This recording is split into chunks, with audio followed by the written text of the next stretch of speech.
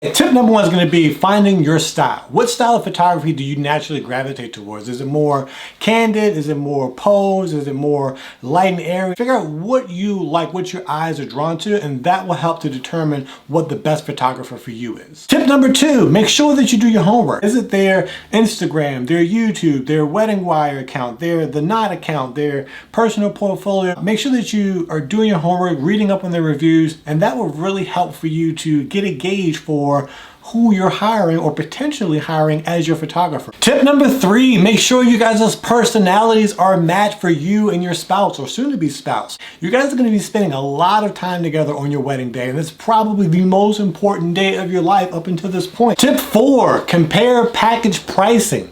One thing to look at when you're trying to find your wedding photographer is find out what the package pricing is. Some photographers go two different routes. Some will go with, hey, this is my standard rate. This comes everything included. I won't add or nickel and dime anything on top of you.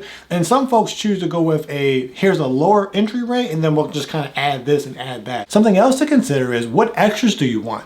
Do you want albums? Does your mom or dad want an album? Do you guys want a second photographer?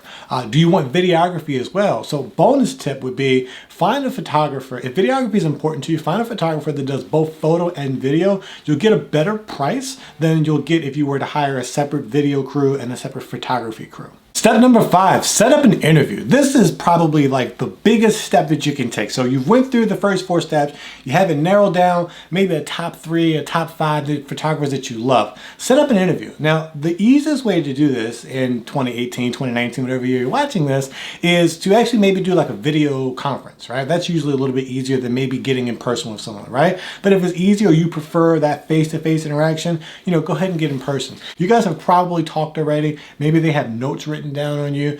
Maybe they have a questionnaire that they want you to fill out or want to go over with you. That's the sign of someone who's actually thinking about how they can make your day special versus just taking your day and putting into like a cookie cutter, stamp, done, stamp, done. You're going to want that personal touch. So those are my 5 tips you need to know before hiring a wedding photographer. I have something for you. I have a special gift. Just go ahead and fill out the contact info below, right? Send me an email or subscribe to my email list. And I'm going to send you my perfect wedding time